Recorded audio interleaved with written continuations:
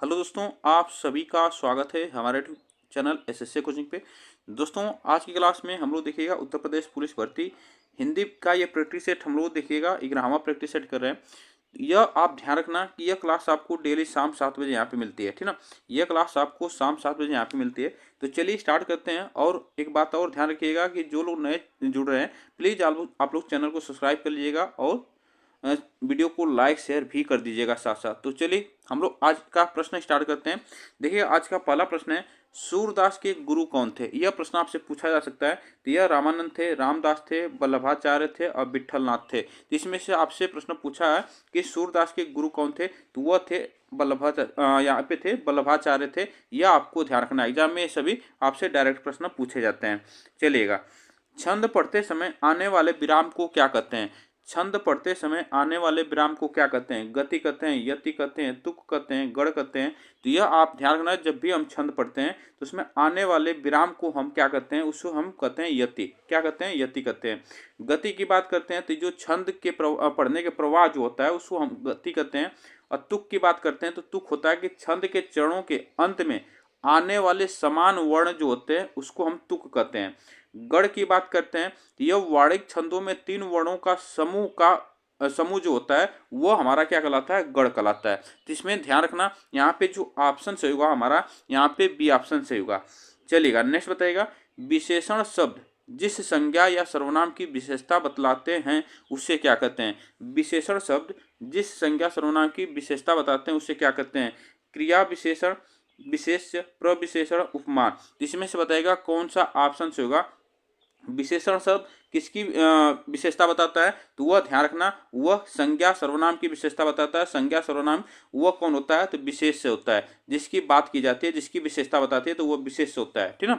चलिएगा, आगे चलते हैं। नेक्स्ट बताइएगा यहाँ पे, प्राचीन शब्द विशेषण के किस प्रकार में आता है। प्राचीन जो शब्द है यह विशेषण के किस प्रकार में आता है। सार्वनामिक विशेषण में आता है, परिमाणवाचक में आता है, संख्यावाचक में आता है, गुणवाचक में।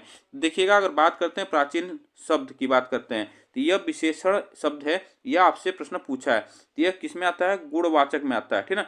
यह क्या कहता है, इतिहास की विशेषता बताता है। प्राचीन इतिहास मतलब उसकी विशेषता बता रहा है। तो यहाँ पे जो हमारा उसका गुणवाचक विशेषण होगा यह आप ध्यान रखना।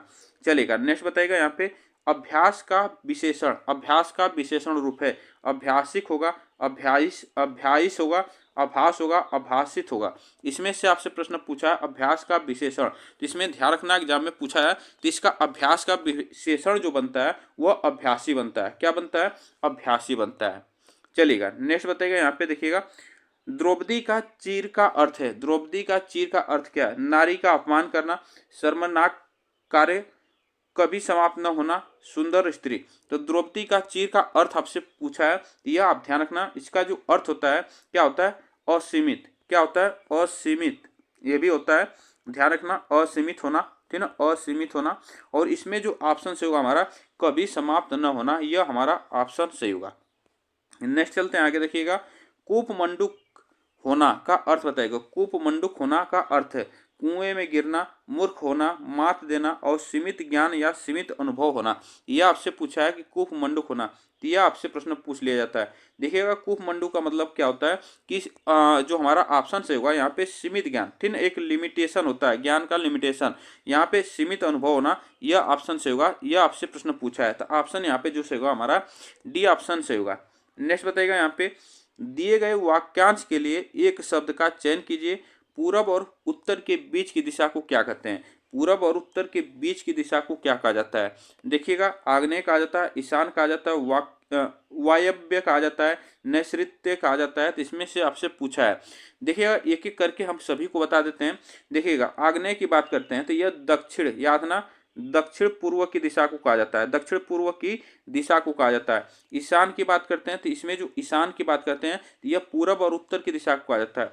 वायव्य की बात करते हैं तो यह उत्तर, याद ना, उत्तर और पूर्व की दिशा को कहा जाता है। उत्तर और पूर्व की दिशा कहा जाता है। और नैऋत्य की बात करते हैं तो यह कहा जाता है दक्षिण और पश्चिम की दिशा को, दक्षिण और पश्चिम की दिशा को कहा जाता है। तो इसमें जो ऑप्शन से होगा बी ऑप्शन सही है। नेक्स्ट बताइएगा यहाँ पे, वलय शब्द का अर्थ चिन्हित कीजिए। वलय, वृक्ष की छाल, गोलाकार घेरा, मृग छाल, आवरण। तो वलय की बात करते हैं तो वलय का जो अर्थ होता है वह क्या होता है, रिंग होता है, मंडप होता है, चक्र होता है या छल्ला कहा जा सकता है। तो इसको ध्यान रखना। इसका जो ऑप्शन से होगा यह गोलाकार घेरा, ठीक है ना, गोलाकार घेरा ऑप्शन यहाँ पे सही होगा। नेक्स्ट बताइएगा यहाँ पे, नीचे दिए गए शब्दों में से अव्ययी भाव समास का चयन कीजिए। अव्ययी भाव समास की बात करते हैं, पाप पुण्य, आजीवन, घुड़सवार, पीताम्बर। इसमें से बताइएगा कौन सा ऑप्शन से होगा। अव्ययी भाव समास की बात करते हैं तो इसमें से पूछ लिया जाता है, बताइएगा। देखिए अव्ययी भाव समास जो इसमें है हमारा आजीवन, ठीक ना, आजीवन अव्ययी भाव समास में जो कि इसमें आ जो है हमारा उपसर्ग जुड़ा है, तो यहाँ पे ऑप्शन हमारा बी से होगा। बात करते हैं पाप पुण्य की बात करते हैं तो यह द्वंद्व समास है, ठीक ना, यह ध्यान रखिएगा, यह द्वंद्व, एक मिनट, द्वंद्व समास है, ठीक ना, द्वंद्व समास है। घुड़सवार की बात करते हैं तो यह तत्पुरुष समास है, तत्पुरुष समास है। पीताम्बर की बात करते हैं बहुब्रीहि समास है, बहुब्रीहि समास है। तो यह बातें आपको ध्यान रखना है। इसमें जो ऑप्शन से होगा हमारा बी ऑप्शन सही है। नेक्स्ट बताइएगा, ठीक समय पर आ जाना, ठीक समय पर आ जाना में कौन सा कारक है, कर्म है, करण है, संप्रदान है और करण है। इसमें से पूछा है कि कौन सा कारक है ठीक समय पर आ जाना। तो ये एक बात ध्यान रखना, इसका जो कारक चिन्ह होता है आपको याद रखना होगा, ठीक है। देखिए कर्म का जो कारक चिन्ह होता है को होता है, कर्म का कारक चिन्ह क्या होता है, को होता है। करण का क्या होता है, ये होता है से और के लिए, क्या होता है, से और के लिए होता है, ठीक ना, के लिए होता है। उसके बाद संप्रदान की बात करते हैं तो संप्रदान में होता है के लिए, याद है ना, के लिए और यहाँ पे के लिए और को होता है, ठीक ना, को होता है। देखिएगा करण कारक में जो के लिए है यह साधन के रूप में प्रयोग किया जाता है, ठीक ना। उसके बाद देखिए अधिकरण पूछा, अधिकरण में क्या इसका कारक चिन्ह होता है, में होता है और पर होता है, क्या होता है, में और पर होता है। इसमें से देखिएगा इस वाक्य में पूछा जो है ठीक समय पर आ जाना, तो इसमें जो पर शब्द है देखिएगा पर किस में आ रहा है, तो हमारा आ रहा है अधिकरण कारक में, ठीक ना, अधिकरण कारक में, अधिकरण कारक में आ रहा है। तो ऑप्शन यहाँ पे जो सही हुआ हमारा डी ऑप्शन सही हुआ। चलेगा आगे चलते हैं। मंदिर व मंदिरा युग्म का उपयुक्त अर्थ वाला युग्म कौन सा है। इसमें से बताएगा पूजा घर, पुजारी, घर और सवारी, गुफा और बड़ी गुफा, देवालय और अश्वशाला। इसमें से देखिएगा मंदिर की बात करते हैं तो यह क्या होता है, इसका अर्थ देवालय होता है। और इसमें से मंदिरा की बात करते हैं तो यह अश्वशाला होता है, क्या होता है, अश्वशाला होता है। यह ऑप्शन सही होगा, एग्जाम में पूछा जा सकता है। नेक्स्ट बताएगा यहाँ पे, निम्नलिखित में से मिश्र वाक्य बताएगा। मिश्र वाक्य, मेरे आते ही ही वर्षा होने लगी, उसके जाने के बाद वर्षा होने लगी, वह घर से निकला और वर्षा होने लगी, ज्यों ही वह घर से निकला वर्षा होने लगी। तो इसमें से पूछा है कि मिश्र वाक्य, देखिएगा मिश्र वाक्य में अगर हमारा बात करते हैं तो ज्यों ही शब्द जो आए तो यह हमारा क्या होगा, यहाँ पे यह मिश्र वाक्य है, ठीक ना। यहाँ पे मिश्र वाक्य है, ज्यों ही वह घर से निकला वहाँ वर्षा होने लगी। तो ऐसे जब भी आपको ध्यान रखना, क्योंकि परंतु ये सब जब यहाँ पे शब्द आते हैं तो यहाँ पे हमारा मिश्र वाक्य में आते हैं। चलेगा आगे चलते हैं। नेक्स्ट बताएगा यहाँ पे, निम्न पंक्ति में सही अलंकार का चयन कीजिए। पानी बीच मीन प्यासी, मोहिन सुनी सुनी आवे हासी। इसमें से पूछा है कि इसमें से बताएगा कौन सा अलंकार है। विभावना है, अतिशोक्ति है, विशेषोक्ति है और उपमा है। तो इसमें से बताएगा मीन, मीन इसमें से पानी बीच मीन, मीन का मतलब कि मछली, ठीक ना, मछली, पानी में जो मछली है इसका बताएगा कौन सा ऑप्शन से होगा। देखिएगा यहाँ पे इसका अर्थ निकल कर आता है कि मछली जो है पानी के भीतर अंदर होने के बावजूद भी वो प्यासी रह जाती है, यही इसका वर्णन किया गया है। तो इसमें से आपसे पूछा है कि कौन सा यहाँ पे अलंकार होगा। तो यह ध्यान रखना, यहाँ पे जो अलंकार है यहाँ पे विशेषोक्ति अलंकार है, क्योंकि मछली के पानी की बात करते हैं तो यह एक कारण है, ठीक ना। और उसके जो उसके अंदर रहने के बावजूद, मतलब प्यासे रहने के अलावा उसका जो कार्य है वह वर्णन इसमें किया गया है। तो इसमें ध्यान रखना, जब भी ऐसे वर्ण आते हैं हमारे तो यहाँ पे विशेषोक्ति अलंकार होता है। आगे चलते हैं। देखिएगा निम्नलिखित विकल्पों में से किस विकल्प में सभी शब्द व्यक्तिवाचक हैं। तो सभी शब्द व्यक्तिवाचक हैं। रामचरितमानस और गंगा, कृष्ण कमायनी मिठास, लखनऊ आम बुढ़ापा और ममता वकील पुस्तक। इसमें से देखिए अगर पूछा है व्यक्तिवाचक संज्ञा तो यह किसी विशेष व्यक्ति या स्थान की बात करता है, तो इसमें ध्यान रखना यहाँ व्यक्तिवाचक संज्ञा होता है, ठीक ना। यहाँ पे राम, रामचरितमानस और गंगा यह व्यक्तिवाचक संज्ञा होगा, तो इसमें ऑप्शन ए हमारा सही होगा। चलेगा।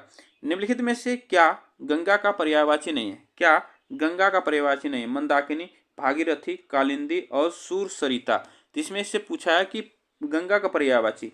देखिएगा, मंदाकिनी गंगा का पर्यायवाची होता है, भागीरथी गंगा का पर्यायवाची है, सुरसरिता गंगा का पर्यायवाची है, लेकिन कालिंदी जो है यह आपसे प्रश्न पूछ लिया जाता है। कालिंदी की बात करते हैं तो यह यमुना नदी का पर्यायवाची है, ठीक है ना।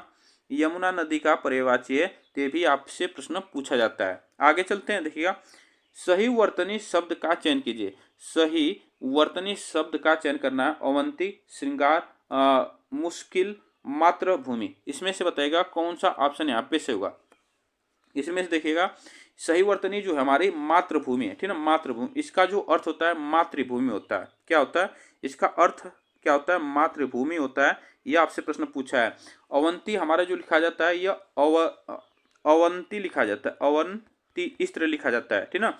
श्रृंगार की बात करते हैं तो यहाँ पे हमारा इस तरह लिखा जाता है श्रृंगार, ठीक ना। श्रृंगार यह जो लिखा जाता है यह रस में लिखा जाता है, यह आपको ध्यान रखना है। मुश्किल की बात करते हैं तो मुश्किल जो शब्द लिखा है हमारा यह लिखा जाता है मुश्किल, मुश्किल लिखा जाता है, ठीक ना। मुश्किल लिखा जाता है, तो इस तरह लिखा जाता है। ऑप्शन जो हमारा से होगा डी ऑप्शन सही है। चलेगा।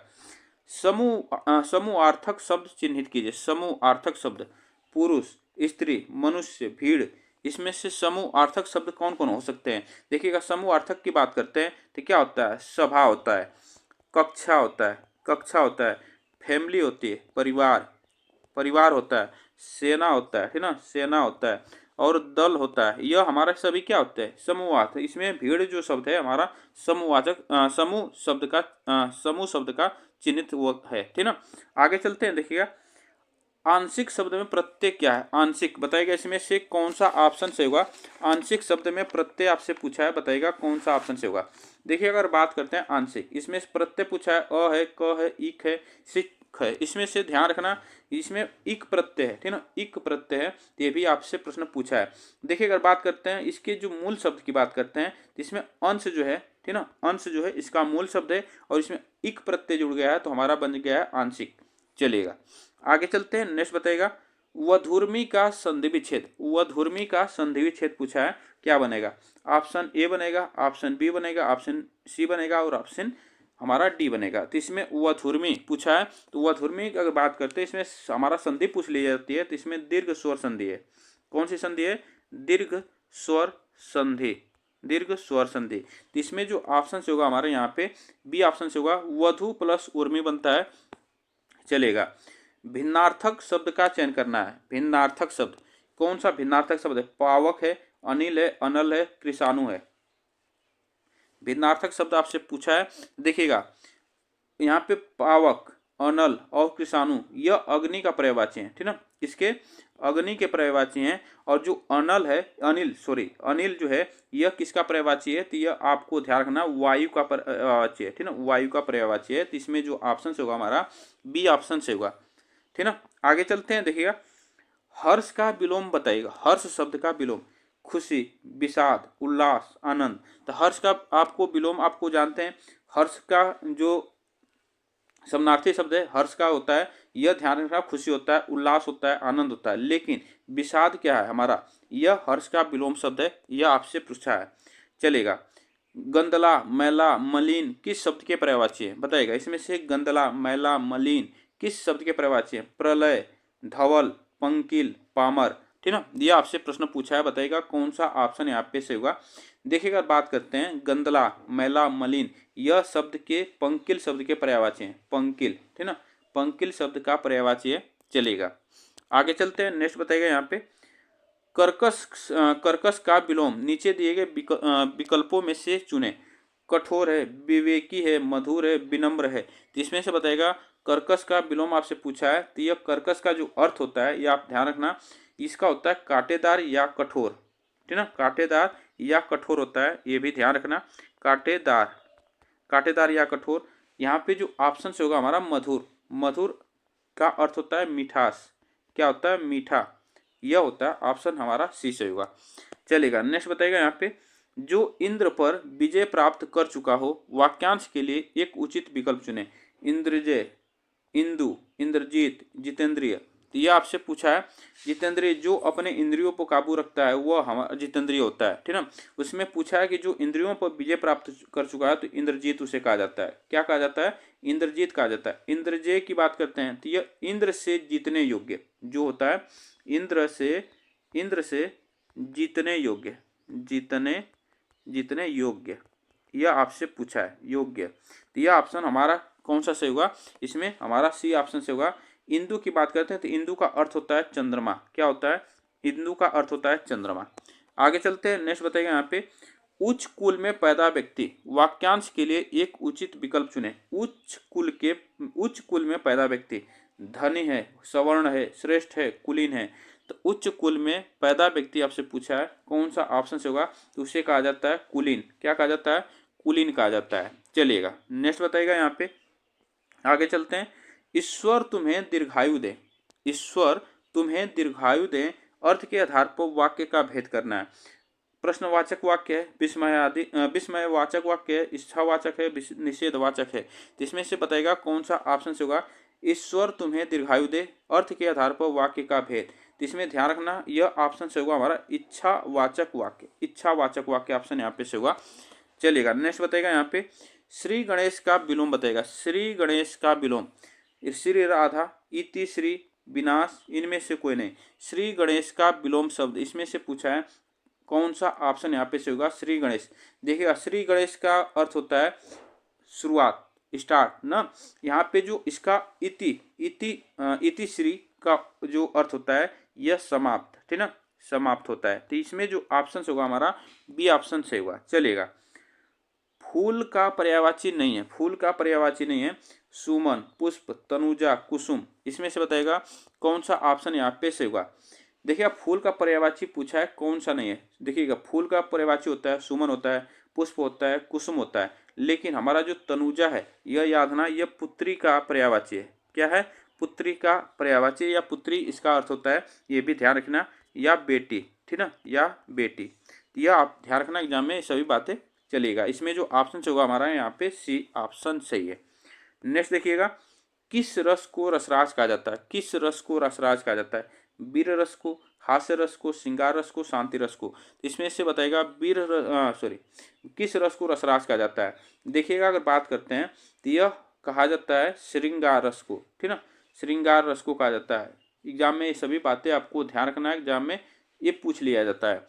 तो बताइएगा यह प्रश्न आपको कैसे लगे। वीडियो को आप लोग लाइक शेयर जरूर कर दीजिएगा, चैनल को सब्सक्राइब कर लीजिएगा, जिससे कि आपको क्लास डेली यहाँ पे मिलती रहेगी। तब तक के लिए थैंक यू सो मच आप सभी को। फिर मिलेंगे नेक्स्ट वीडियो में।